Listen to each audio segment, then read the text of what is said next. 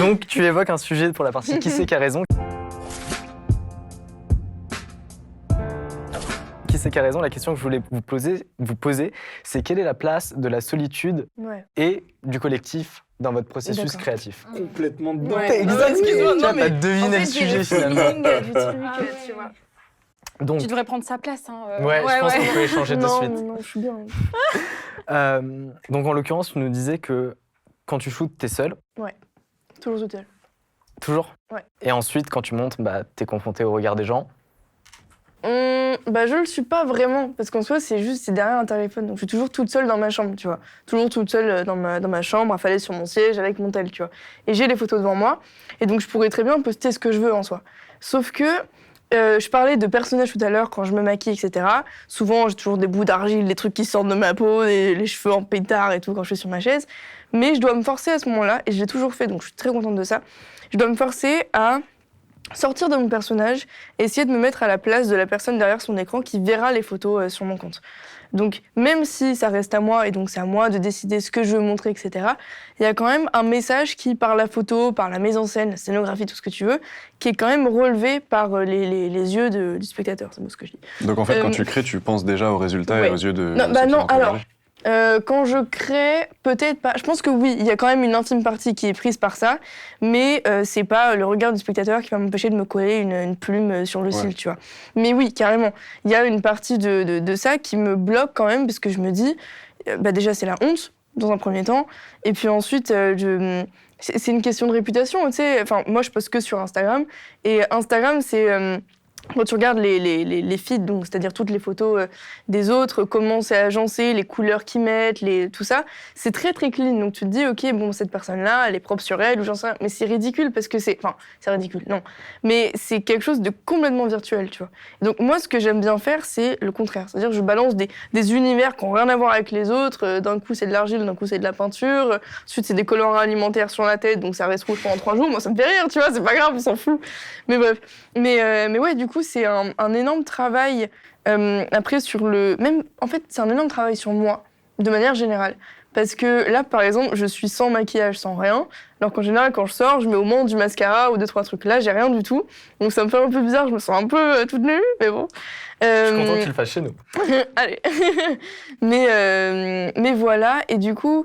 Le regard du collectif, du coup, comme tu disais, donc les autres, il est très important aussi pour moi. Pas tant qu'on me dise « c'est bien Camille, c'est joli ce que t'as fait », mais juste... Être pris en considération. Ouais, c'est ça. Je dis pas forcément de la validation, ton travail est bien, il est juste, je comprends. Mais c'est surtout, oui, voilà, qu'on me dise, elle existe, elle. Juste ça, moi, c'est tout ce que je veux entendre, tu vois. Enfin, c'est tout ce que j'aimerais comprendre. Et notamment, ce que je fais, j'ai commencé à... Je crois, un des premiers thèmes de photos que j'ai fait, c'était justement sur le harcèlement sexuel. Donc, j'avais fait des photos qui étaient vraiment dures, même pour moi. Je m'étais mis... on voyait, genre, jusque-là, tu vois, avec des traces de charbon noir partout sur ma peau. Et c'était un moment où j'avais besoin de le montrer, en fait, de matérialiser quelque chose qui est enfoui en moi pour ne pas... en soi, le problème, il est toujours là. J'ai toujours vécu des choses, je suis toujours traumatisée par certaines choses, mais au moins, il est là, et il est affirmé, il est là, quoi. Donc, je peux le toucher, je peux le revoir, et je sais ce que c'est, je sais que ça existe. Tu vois. En un sens, tu l'as presque délimité, Exactement. au lieu que ça reste une chimère un peu virtuelle. Exactement. Donc je démêle en fait tout mon espèce de nuage noir dans ma tête au fur et à mesure. Et du coup, aujourd'hui, je vais vraiment mieux. Et comme je disais aussi tout à l'heure, par rapport à, je pense, à une abonnée à moi, mais que j'adore de tout mon cœur, je lui dirai qui c'est quand la vidéo sortira, mais que je connais pas du tout. On se parle juste par message quoi, sur Insta. Et elle me suit tout le temps. Et donc, les messages que je fais en dessous de mes photos, c'est toujours des messages extrêmement personnels. Notamment, j'avais parlé de sujets très, très durs, encore comme l'automutilation ou des trucs, mais c'est d'une trashitude extrême, tu vois, mais j'en ai rien à foutre. Franchement, c'est moi qui suis pas bien et je mérite pas d'être dans cet état-là. Moi, je suis quelqu'un d'heureuse qui pète la forme comme tout le monde. Mais j'ai été, entre guillemets, salie par des choses qui me concernent pas, par des problèmes psychologiques d'autres personnes, par tout ce genre de situations de merde. Et je ne veux pas que ça m'appartienne. Donc je le mets au grand jour, etc.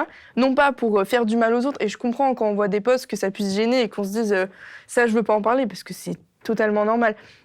Mais je le mets au grand jour pour moi. Nécessité j'ai besoin de le faire. Ouais. J'ai besoin de le faire. Donc c'est pas tant un besoin de like ou quoi, c'est super, encore une fois. C'est vraiment juste de dire ok, j'entends, tu vois. Juste ça. Voilà, donc le collectif, pour moi, il a un très important que les gens m'écoutent. Et toi, Zéphyr, quand tu joues, tu parlais tout à l'heure que tu prenais en compte l'ordre de tes musiques. Est-ce que tu as eu ce sentiment que j'évoquais tout à l'heure de double truc, d'un côté la solitude quand tu dois travailler dur ta technique et que c'est toi face à ta partition, face à ton instrument, et ces moments justement d'osmose que tu évoquais, ou de symbiose, où tu joues avec d'autres personnes et où la technique disparaît, ou peut-être juste tu kiffes le moment avec d'autres gens? En fait, j'aime bien prendre la métaphore de, tu sais, le jeu vidéo Dragon Ball Z. Tu sais, quand tu recharges les batteries comme ça et qu'il y a une espèce de fumée autour de toi. Quoi, avant de faire... ça, c'est la technique. J'ai trop joué. Vraiment. Donc avant d'être en Super Saiyan, ça se concentre. C'est ça, en fait, avant d'être bon et de pouvoir attaquer, il y a le moment où tu passes des heures sur ton piano ou sur ton instrument. Et c'est presque méditatif, en fait. T'es tout seul, tu parles à personne et tu taffes. Je dis ça comme si je taffais énormément. On sait que je suis sûr que tu taffes énormément. Un peu. Et c'est très en contraste avec ce qui vient après, où là, tu connais toutes tes parties et tout, et tu commences à jouer avec d'autres gens, tu commences à le confronter au regard du public et tout. Et ça, c'est vraiment très complémentaire et très séparé, en fait, les deux aspects de la musique. Et je trouve ça trop cool de pouvoir différencier les deux. Il y a aussi des artistes qui différencient presque pas les deux, qui travaillent un truc et qui le présentent tel quel, genre piano solo, et qui vont présenter un truc piano solo. Alors que moi, ce que je fais, c'est plus, je crée des trucs piano solo et après on va les arranger ensemble, on va essayer de... Je sais pas si j'étais clair. Mais... T'as été carrément c'est une autre manière de concevoir. C'est que parfois tu vas bosser un truc dans ton coin et c'est sous cette forme-là que ça va être soumis au public. Dans d'autres cas, tu vas travailler ton truc dans ton coin et en fait, tu as une période d'intermédiation où tu vas venir l'imbriquer avec d'autres personnes qui ont fait des trucs seuls dans leur coin et c'est cet ensemble-là que vous soumettez. Ouais, que tu fournis au public. Et c'est intéressant, je trouve.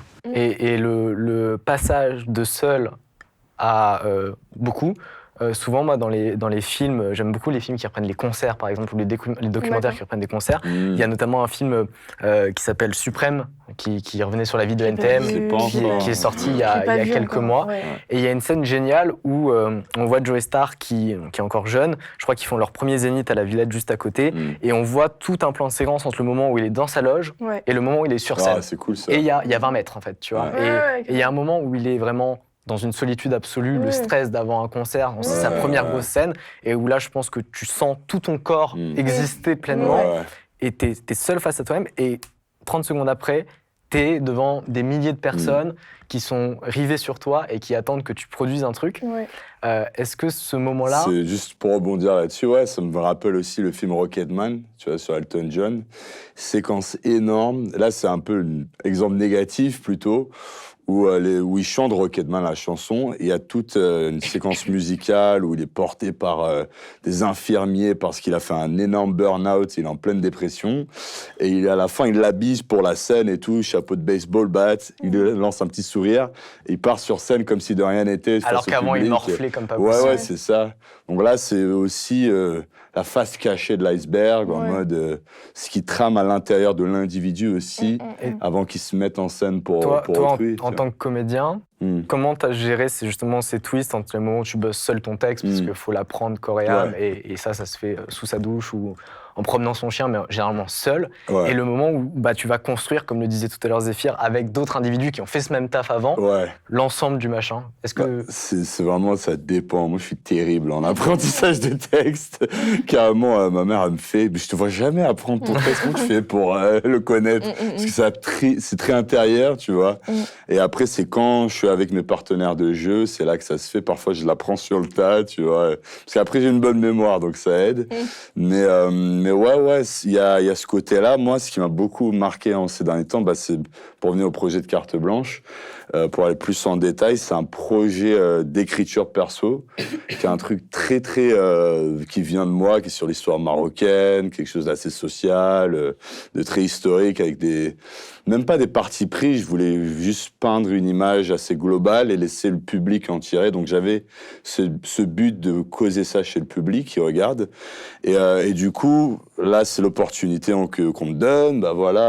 Je passe devant le prof, je forme mon équipe, c'est Interaski. Donc c'est un peu genre t'as un peu ce stress-là de est-ce que l'autre va le recevoir, ton projet perso avec qui tu dois bosser. Et là, au fil des répètes, ils se le réapproprient pour eux. Moi, j'essaie d'être très clair là-dessus. C'est notre projet. C'est notre projet. Pour rester dans ce genre de référence, en fait. Les running gags, là, on est à fond dedans. Ça y est. Tu vois. Mais voilà, c'est vraiment, et c'est ce que je tente de faire aussi dans mes techniques de mise en scène, parce que c'est un peu la première fois que je mets quelque chose en scène, que ce soit en direction d'acteur, en composition lumière, décor, tout ça. Et j'essaie vraiment d'installer déjà une bonne ambiance de travail, avec toute l'expérience pro que j'ai. et du coup, et que ça se vienne surtout d'eux, tu vois. En mode ça, qu'est-ce que ça t'inspire, cette phrase-là c'est quelle image qui te vient, comment tu le dis. Après, on va le régler techniquement, c'est pas ça le souci, tu vois. Donc, ouais, c'est ça. Ça part, je pense, dans tous nos milieux, quelque chose d'assez seul et solitaire, ou juste perso. Mais on est quand même des humains, quelque chose de social. On a besoin de partager ça, donc social, fluide en plus. Allez. Qu'est-ce qu'il est bon. J'adore les jeux de mots. Il ne s'arrête jamais. Je suis infatigable là-dessus. Mais voilà, quoi. Magnifique. Inès, je vais te laisser parler sur le sujet, mais dans la prochaine partie, parce D'accord. qu'on va évoquer directement un cas concret. Tu me censures.